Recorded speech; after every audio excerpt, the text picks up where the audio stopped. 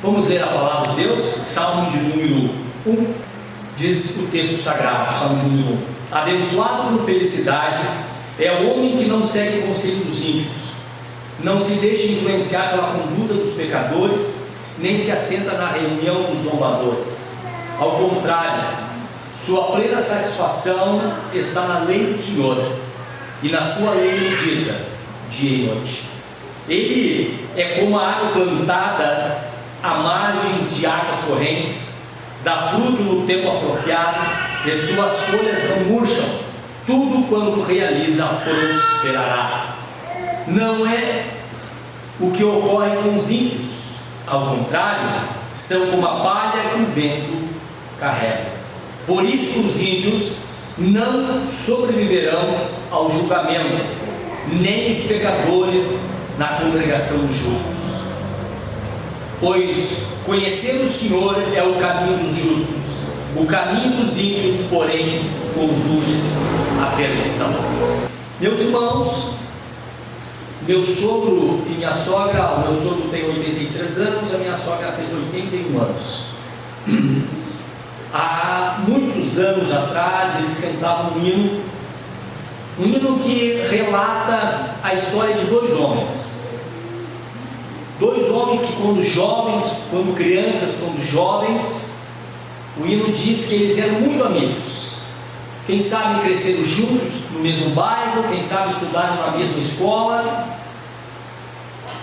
quem sabe participavam das mesmas festas, participavam dos mesmos programas, enfim, eram amigos quase que inseparáveis.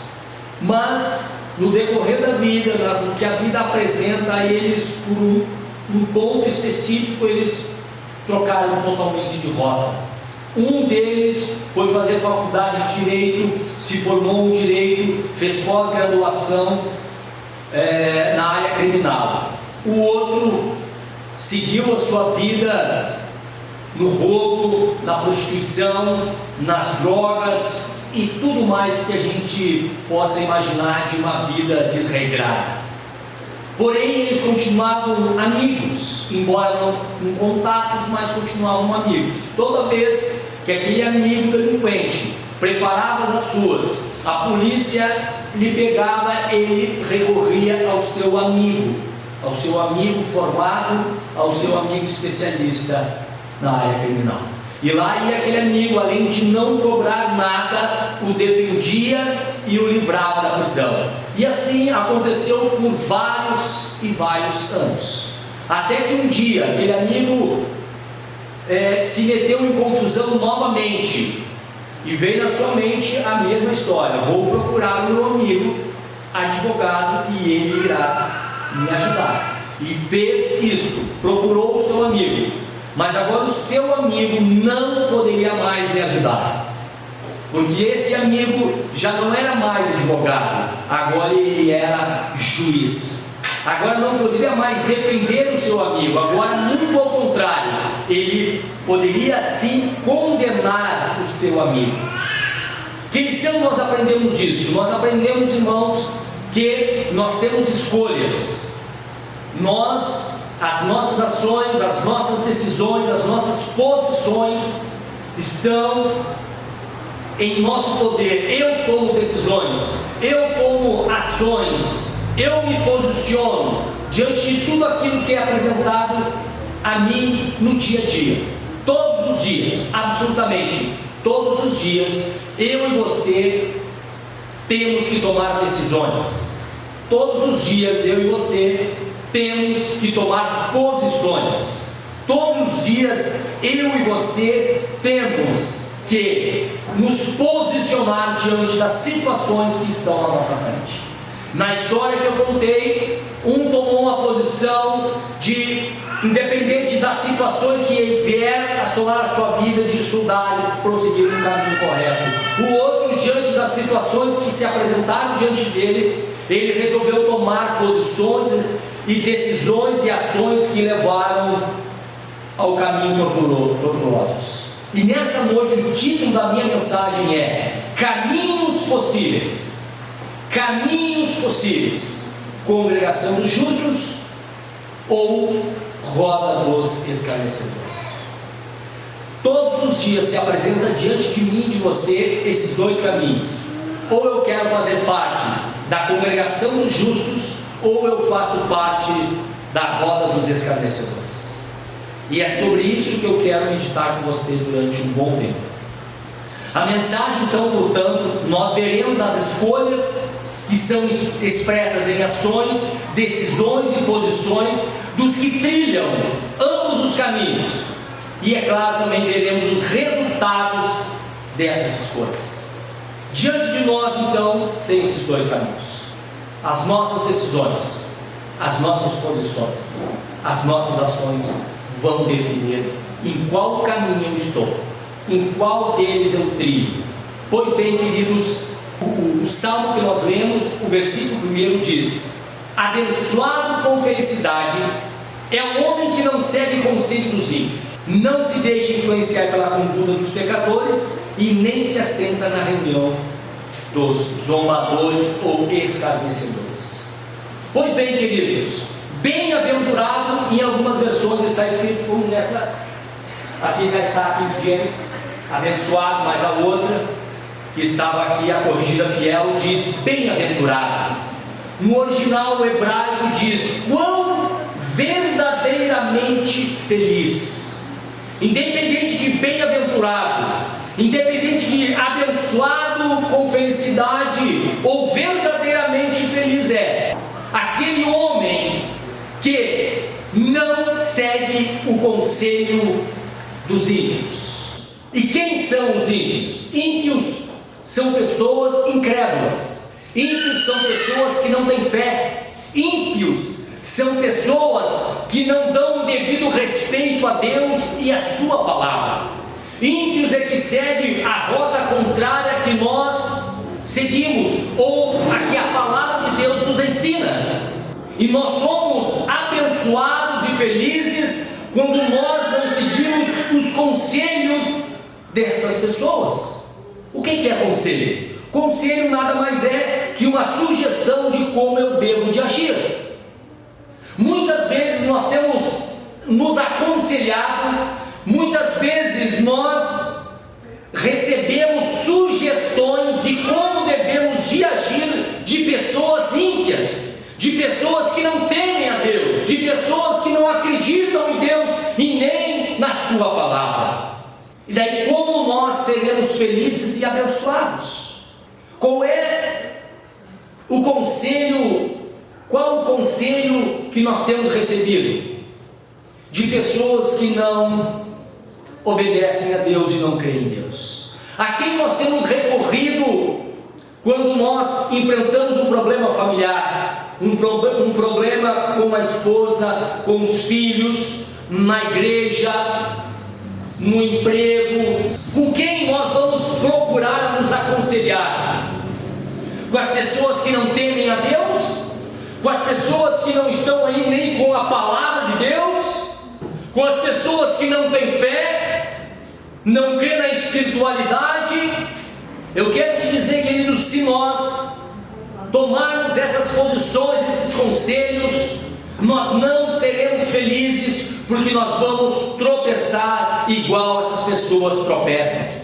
Não tem como nos aconselhar com essas pessoas, não tem como. E a palavra de Deus diz que feliz é o homem, abençoado é o homem que não segue o conselho dos ímpios. Então, portanto, o cristão não deve de aceitar o conselho dos ímpios, nem adotar seu padrão de vida. Às vezes nós queremos adotar o padrão de vida dessas pessoas que não seguem a Deus, e nós não podemos fazer isso. Temos que pegar conselhos de pessoas que temem a Deus, temos que pegar conselhos, temos que agir conforme o conselho de pessoas que temem e se submetem à vontade de Deus.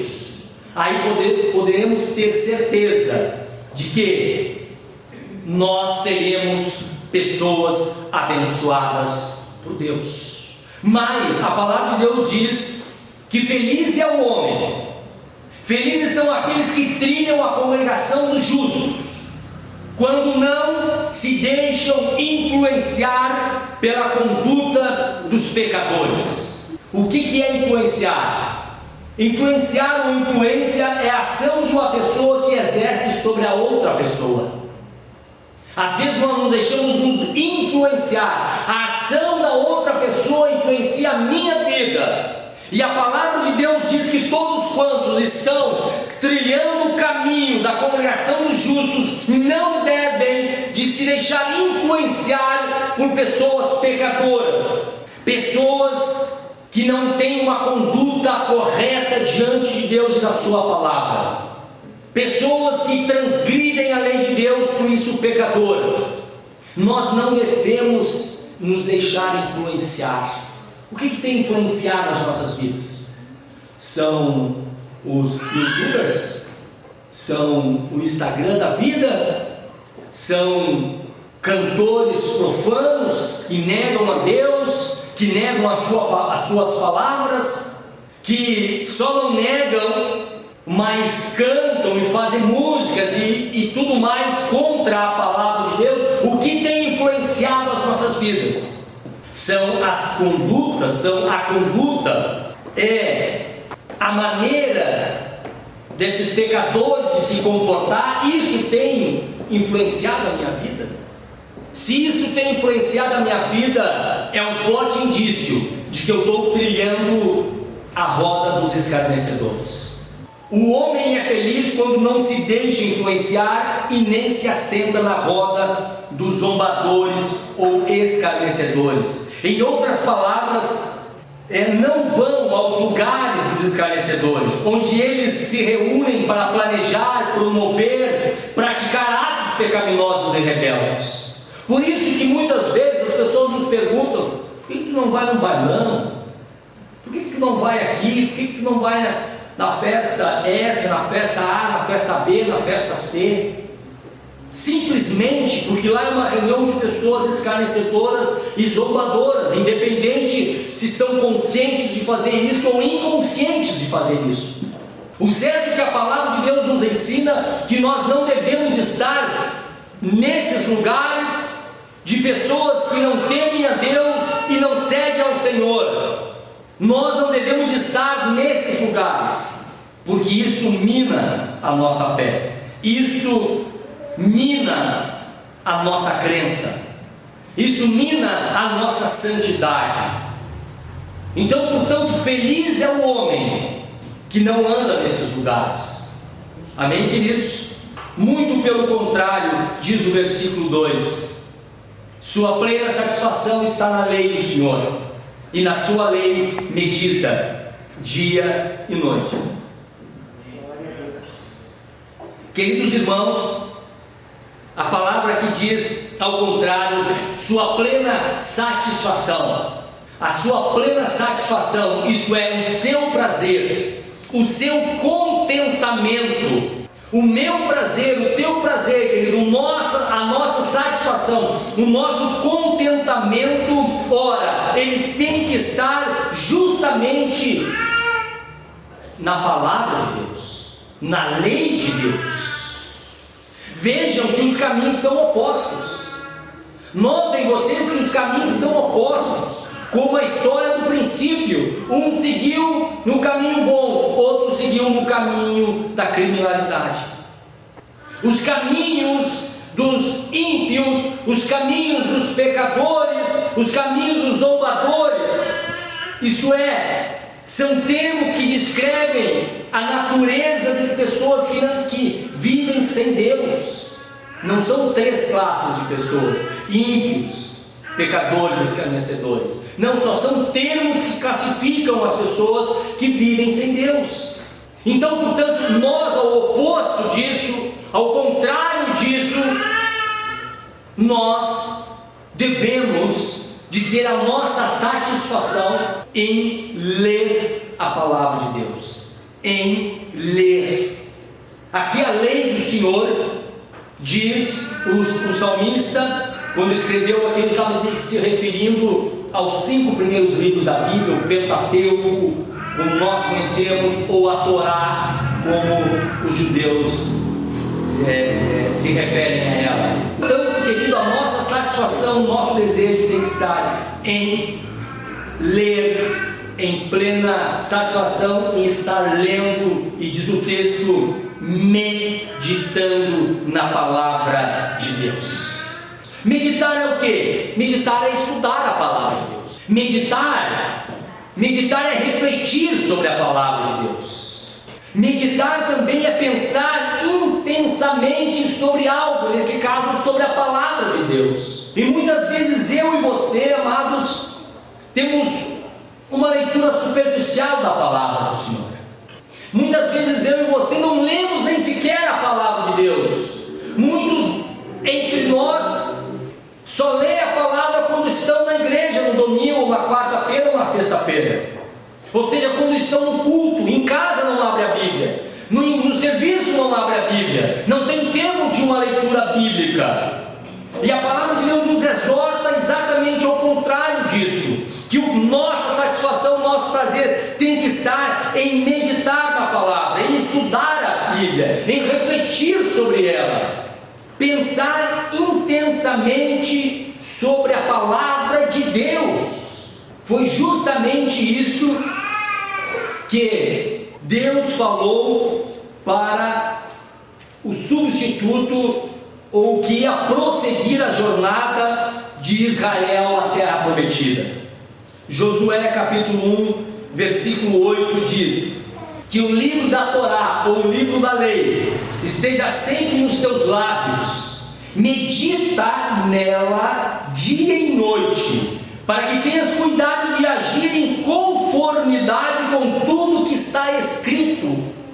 Olha o que Deus estava dizendo para aquele que substituiu ou iria substituir Moisés. Olha a recomendação de Deus para ele, que ele deveria de ler, ele deveria de meditar sobre a palavra, sobre a lei nesse caso aqui, e para nós a Bíblia por completo. E ele deveria de fazer o quê? Ter cuidado de agir em conformidade com a lei, com a palavra. O verdadeiro cristão, irmãos, ele não pode fazer com que a palavra de Deus se adapte a seu modo de viver. Nós não temos como adaptar, ainda que muitos tentam e fazem isso, adaptar a palavra de Deus ao seu viver. Eu acredito nisso, meu pensamento é esse, a minha filosofia de vida é essa, então eu vou para a Bíblia e acho alguns versículos isolados para apoiar a minha ideia, para apoiar o que eu penso, o que eu imagino ser verdade. Mas todo cristão autêntico e verdadeiro, todos os salvos por Cristo, eles não agem dessa maneira. Eles enquadram a sua vida, eles adaptam a sua vida à palavra de Deus. Josué, que tenha cuidado de agir em conformidade com tudo que está escrito na lei. Ou seja, ele tinha que enquadrar a sua vida, os seus atos, as suas ações, as suas posições de acordo com a palavra. Para que isso viesse a acontecer? Deste modo será vitorioso em todas as suas empreitadas e alcançará bom êxito. Que maravilha, queridos! Nós que procuramos andar pelo caminho da congregação dos justos, nós temos que enquadrar a nossa vida na palavra de Deus.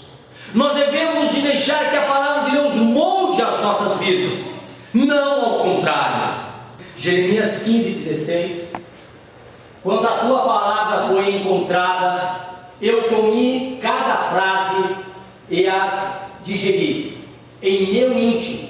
Elas me nutrem dia após dia, são minha satisfação e júbilo maior, porquanto teu nome foi invocado sobre mim, isto é, pertenço a ti. Essa tem de ser a atitude do bom cristão, se enquadrar dentro da palavra de Deus, não querer executar a sua própria vontade sobre a palavra de Deus, não querer impor a sua vontade sobre a palavra de Deus, mas sim se enquadrar na palavra de Deus. Claro que aquilo ali é uma metáfora que ele está dizendo, ele não comeu literalmente, mas ele quis dizer que ele se deleitou na palavra de Deus. Quando ele encontrou a palavra de Deus, ele se deleitou, ele digeriu a palavra no seu íntimo, no seu interior.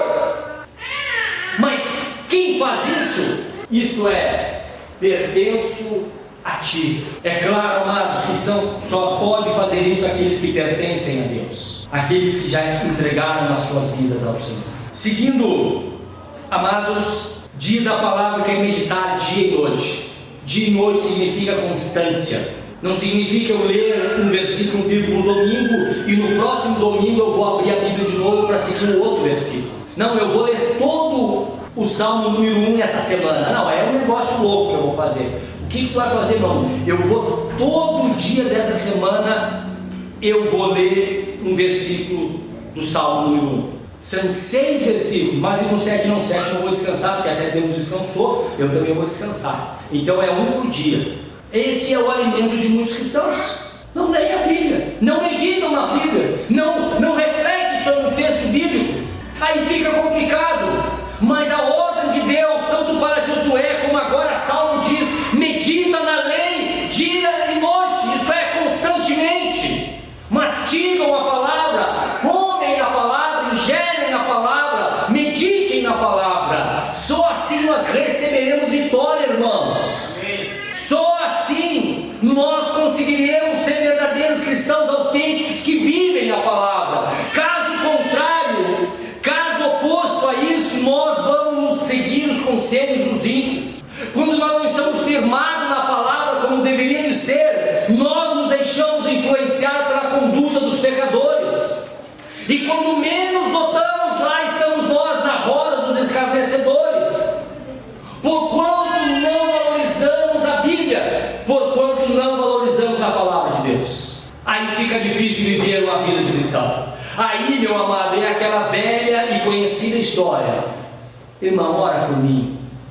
A coisa está complicada, porque os seus olhos estão voltados para as coisas do mundo, porque os seus olhos estão voltados para os problemas, para as dificuldades, e não voltados para as promessas contidas na palavra de Deus, para as palavras contidas e promessas e vitórias que nós veremos mais a seguir. Então, portanto, amados, ao contrário dos ímpios, ao contrário dos pecadores, ao contrário dos escarnecedores, aquele homem feliz, ele medita na lei de Deus, ele medita na palavra de Deus, ele reflete sobre a palavra de Deus constantemente. Amém, queridos? Bendito seja o nome do Senhor. Portanto, o versículo 3 diz: esse homem feliz, esse homem que medita na palavra, esse homem que reflete a palavra, esse homem que estuda a palavra, esse homem, ora, ele é comparado com uma árvore plantada à margem de águas correntes, dá o fruto no tempo apropriado, e suas folhas não murcham, e tudo quanto realiza prospera. Olha, amado, o resultado da obediência.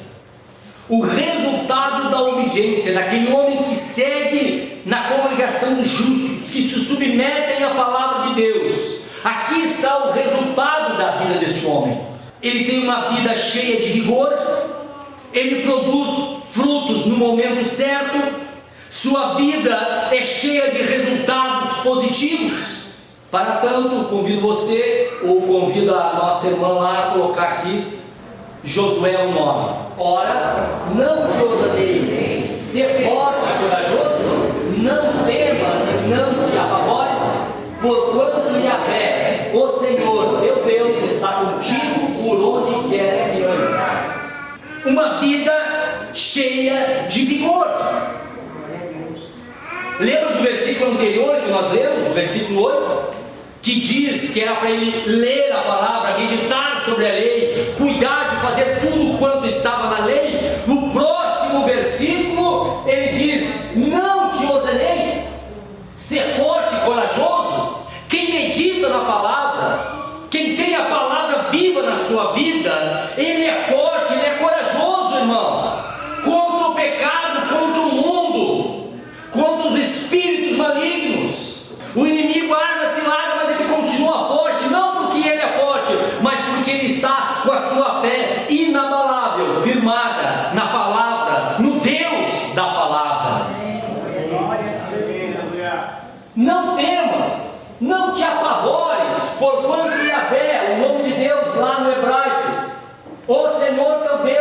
contigo por onde quer que andes.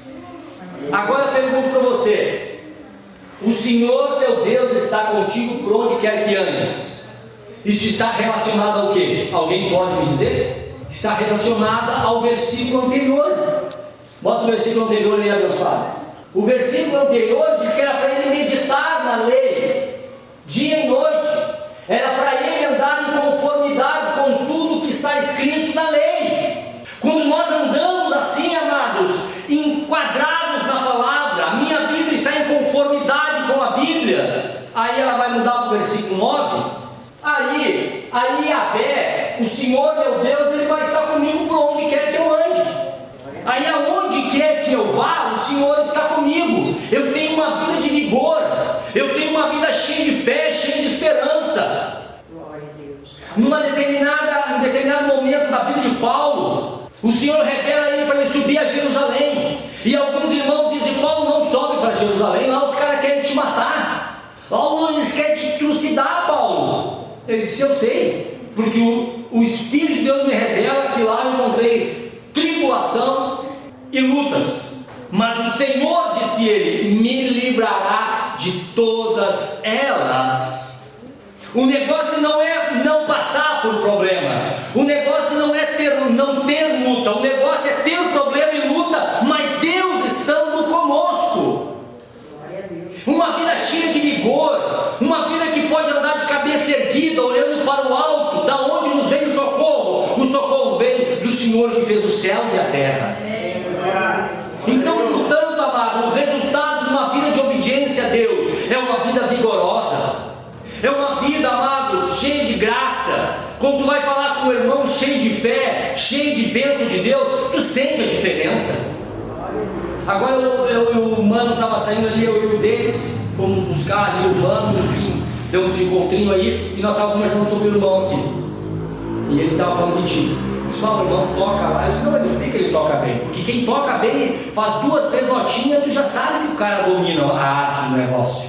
E quem é abençoado, amado, não precisa conversar 1 hora com ele para dizer: eu acho que isso é uma... Não, é 2, 3, 4 palavras para esse cara tem algo de Deus aí. Essa irmã aí tem algo de Deus para me oferecer. Essa irmã esse irmão é de Deus. Porque a sua vida tem vigor, não vigor humano, mas vigor do Espírito de Deus. Vigor de Deus na sua alma, através da sua palavra, irmãos. Então, portanto, esse é um dos resultados de uma vida de obediência. Uma árvore plantada junto às águas correntes. E o que mais? Toda uma árvore plantada perto de águas, ela tem vida, ela tem os nutrientes, ela dá o seu fruto na estação própria, e assim somos eu e você. Nós temos que ser como essa árvore, plantada perto ao riacho, perto ao ribeiro, nas águas correntes. Bendito seja o nome do Senhor. João capítulo 7, versículo 38 e 39. Enquanto a irmã coloca ali: queridos e amados irmãos, nós, todo crente verdadeiro, todo crente que está apoiado na palavra, ele dá fruto. Ele dá fruto porque ele é como uma árvore plantada perto do riacho, perto das águas correntes. E olha o que diz João, achou lá? João: aquele que crê em mim, dizendo Jesus, aquele que crê em mim, como diz as Escrituras, do seu interior fluirão rios de água viva. Versículo 39 diz: mas ele, Jesus, se referia ao Espírito, e ali está o Espírito com letra maiúscula, está se referindo ao Espírito Santo, que mais tarde receberiam os que nele crescem, pois o Espírito Santo até aquele momento não fora concedido, porque Jesus não havia sido ainda glorificado. Todo cristão é como uma árvore plantada junto ao ribeiro de águas. Nós, traduzindo para as nossas vidas de hoje, do século 21, nós concluímos que a água no Antigo Testamento também é um símbolo do Espírito Santo. E o texto que lemos, Jesus se revela ao Espírito Santo como uma água viva que brota do nosso interior, como uma água viva que brota de dentro de nós, queridos. Não de fora para dentro, mas de dentro para fora, do nosso interior. E Jesus se referia sobre o Espírito estabelecido na época da narrativa, mas na época que foi escrito já tinha sido, porque João foi escrito lá por quase anos 100 depois de Cristo. Mas eles foram cheios do Espírito Santo. Nós recebemos essa água viva que é o Espírito Santo, e nós devemos dar nossos frutos. Diz a palavra de Deus que toda árvore plantada junto às águas do Espírito Santo dá fruto no tempo apropriado. E que frutos são esses? Gálatas 5, 22 e 23. O que diz lá? Entretanto, o fruto de quem? Do Espírito é amor, alegria, paz, paciência, benignidade, bondade, fidelidade. 23, mansidão, domínio próprio. Contra essas virtudes não há lei.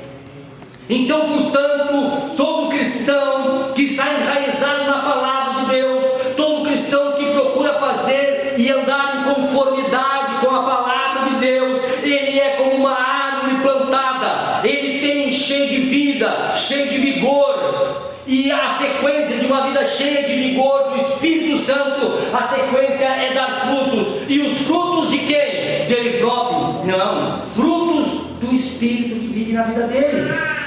Aleluia. E por que muitas vezes nós não temos esse fruto? Porque nós não estamos nem aí com a Bíblia Sagrada. Porque é mais fácil eu vir na igreja e ouvir o pastor pregar. É mais fácil. Mas aí a vida está toda bagunçada, a vida está... ainda dá mais trabalho para o pastor ainda. Puxa vida, o pastor tem outras coisas para fazer. Mas tem aquela ovelha que não dá bola. Tem aquela ovelha que leva a vida no auê. Tem aquela ovelha que, em vez de prestar atenção na palavra, não. Mas a palavra de Deus diz, irmãos, que o resultado de uma vida de obediência a Deus é uma vida cheia de vigor. É uma vida que nós podemos dar frutos. Frutos do Espírito Santo. E o que mais? O texto diz: tudo quanto realiza, prospera. Pois bem, para ser justo, aqui no Salmo de número 1, quando o autor escreveu esse Salmo 1 e o Salmo 2 é o prólogo de todo o Saltério, isto é o prefácio de todo o Saltério, ou seja, dos 150 Salmos. Quando ele diz tudo quanto realiza prospera, o autor tinha em mente, o autor aqui tinha em mente prosperar no sentido material mesmo. Ele aqui tinha em mente no sentido material, porque naquela época era assim, eles plantavam, a economia era totalmente agrícola, e naquele tempo, uma das provas, muitas vezes, que Deus estava com essa pessoa, quando ela era próspera financeiramente. Mas só que eu não posso aplicar literalmente esse texto para nós hoje, porque hoje o texto não quer dizer isso. Ou nós não podemos aplicar nesse contexto essa interpretação. Mas fica claro que no original o autor queria dizer isso. Mas nós não podemos aplicar isso para os nossos dias, pois nós vivemos há séculos e séculos e séculos em outra cultura totalmente diferente. Então o que tudo quanto realiza prospera? Ora, eu medito na palavra, eu submeto a minha vida à palavra de Deus, eu tenho uma vida cheia de vigor, isto é, cheia de Deus, cheia de graça, nada me abala, eu permaneço firme na fé, eu, cheio do Espírito, eu produzo, ou melhor, o Espírito Santo produz em mim essas virtudes maravilhosas. Agora, amado, eu cheio de Deus, cheio dos frutos, ou cheio do fruto do Espírito e essas virtudes do Espírito, tudo que eu fizer terá um resultado positivo. Mas não positivo no sentido humano, mas no sentido da palavra de Deus, no sentido do chamado que Deus tem para a minha vida e para a tua vida como filhos do Eterno, como filhos da congregação dos justos, e não da roda dos escarnecedores. Para tanto, eu quero que a irmã coloque lá Filipenses capítulo 1, versículo 12 ao 14, nós vamos ver. Desejo, portanto, irmãos, que saibais que tudo o que me aconteceu tem, ao contrário, servido para progresso do Evangelho. O próximo, de tal maneira que fica evidente para toda a guarda do palácio e para todos os demais que é por causa de Cristo que estou na prisão. E os irmãos, em sua maioria, motivada no Senhor por minhas algemas, ousam pregar com maior coragem e determinação a palavra de Deus. O que está dizendo aqui? Paulo está preso em Roma. Paulo lá está preso, não consegue visitar as igrejas, não consegue orientar as igrejas. O que ele pega? Ele pega a sua pena e começa a escrever as suas cartas. Para quem aos olhos humanos diz, mas esse homem está fracassado, esse homem está preso. Aos olhos humanos, o resultado positivo humano é este: Paulo está preso, vencemos. Quem sabe Nero falou, na época era Nero o imperador, venci, prendi o homem agora, o líder do cristianismo dos gentios está preso, venci. Bobagem dele, porque todos aqueles que estão em Cristo, todos aqueles que estão cheios de Deus, os seus resultados são positivos, queira na prisão, queira em qualquer lugar. Foi o que nós lemos, volta lá no versículo 12, minha querida irmã. Desejo, portanto, irmãos, que saibais que tudo que tem acontecido, ou seja, a prisão que aconteceu, tem ao contrário servido para o progresso do Evangelho, produtivo, por resultado positivo do seu ministério. E é o que acontece conosco, amado. O nosso resultado não é eu ser podre de rico, não é eu acertar na Mega Sena, não é eu ter um carro zerado. O resultado de um bom pastor, a vida de um bom pastor, não é, amados, ser milionário, a igreja receber milhões de dízimo. Isso não é o resultado. Ainda que venha acontecer, ok, bom, mas não é o resultado. O resultado positivo daquele homem cheio de Deus é independente de qualquer coisa que lhe acontecer, o resultado será positivo, porque tudo coopera para o bem daqueles que amam, daqueles que são chamados segundo o seu decreto. Filipenses capítulo 2. Estava achando que Paulo, agora aprendemos Paulo, está ralado Paulo, agora acabou com Paulo. Paulo está dizendo, muito pelo contrário, estão redondamente enganados, muito pelo contrário. Isso tem acontecido para o progresso mais do Evangelho. Passa ali, querida, versículo 13, de tal maneira que fica evidente para toda a guarda do palácio. Ele estava preso num lugar perto do palácio ou junto do palácio. O que Paulo fazia? Ficava churumingando? Paulo ficava algemado lá, churumingando? Não. Paulo vai evangelho, nos guarda. Os guardas estão ali, Paulo vá pregar. E daqui a pouco o homem lá está pregando, daqui a pouco vinha, só estou sugestionando aqui, outro ia lá conversar com Paulo lá, vá a palavra, pregava a palavra, anunciava a palavra, ao ponto que toda a guarda do palácio já sabia do Evangelho de Cristo, já conheciam o Evangelho, já ouviram do Evangelho. Isso não é bênção, amado, isso não é positivo, resultado positivo, isso não é uma vida cheia de resultado positivo, porquanto que para Paulo o prazer dele era anunciar a palavra. Aleluia. Atos dos Apóstolos 20, 24, por favor, Atos 20, 24. Contudo, nem por um momento considero, dizendo Paulo, a minha vida como valiosa ou valioso tesouro para mim mesmo, conquanto que possa completar a missão e o ministério que recebi do Senhor Jesus, para dar testemunho do Evangelho da graça de Deus. Qual era o resultado da vida de Paulo? Era ter carro zero, era ter casa boa, era isso, era aquilo? Não! Ele estava dizendo que ele não considerava a sua vida preciosa, irmãos. Ele não considerava a sua vida preciosa, porquanto que ele pudesse completar a missão e o ministério que Jesus Cristo tinha dado a ele. Qual a missão e o ministério que Deus deu à igreja? A nós. É ser bem-sucedidos? Ainda que isso não é pecado, ainda que isso eu não prego contra. Uma pessoa bem-sucedida profissionalmente, um empresário bem-sucedido, não estou pregando contra isso. É maravilhoso. Quem sabe Deus nos envia uns 4, 5, 6 empresários aqui para a igreja, seria muito bom. Cara, seria uma bênção danada. Mas o primeiro ponto do cristão não é ter isso. O primeiro ponto do cristão é viver uma vida cheia de Deus. É ter um resultado na sua vida, uma vida de obediência a Deus. Uma vida cheia de Deus. Qual é o resultado? Uma vida cheia de resultados positivos. Eu quero ver 2 exemplos mais atuais. Nós vemos do apóstolo Paulo aqui, bíblico, ok, válido, maravilhoso. Mas eu quero dar 2 exemplos. Vamos ver aqui um exemplo mais atual. Atual do século passado, da Segunda Guerra Mundial. Eu até trouxe o livro aqui para apresentar aos irmãos. Dietrich Bonhoeffer, pastor, mártir, profeta e espião. Esse homem foi um pastor, um teólogo, luterano, e que lutou toda a sua vida contra o nazismo. Enquanto muitos da sua igreja se dobravam diante do nazismo, diante do socialismo de Hitler, esse homem e tantos outros, é claro, não se dobraram,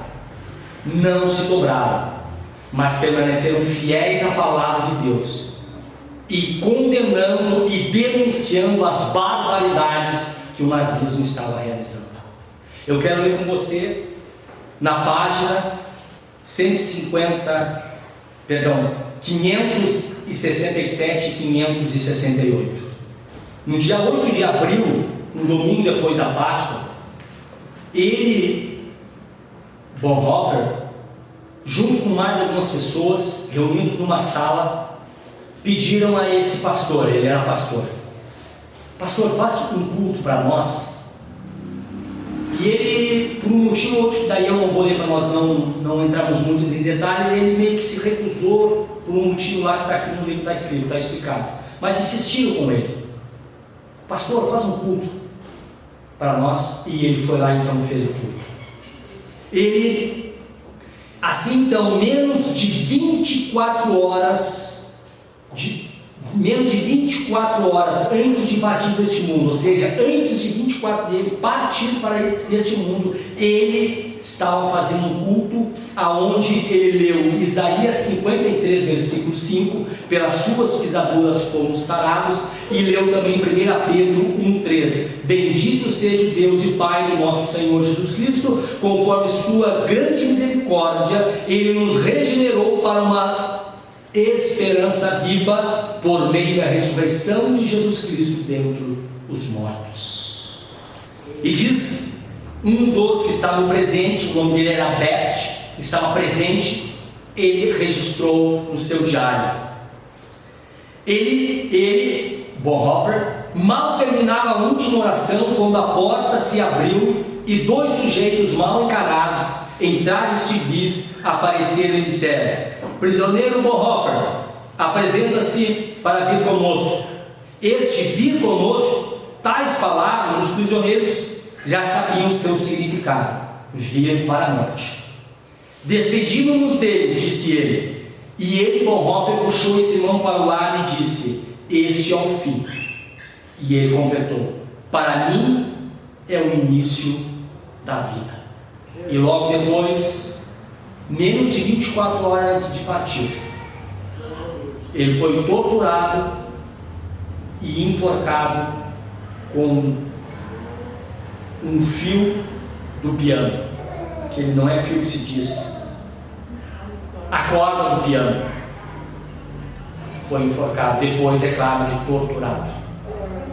Isto é uma vida cheia de Deus.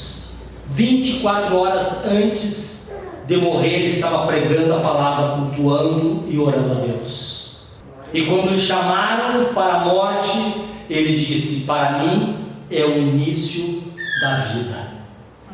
Isto é um resultado de uma vida de obediência.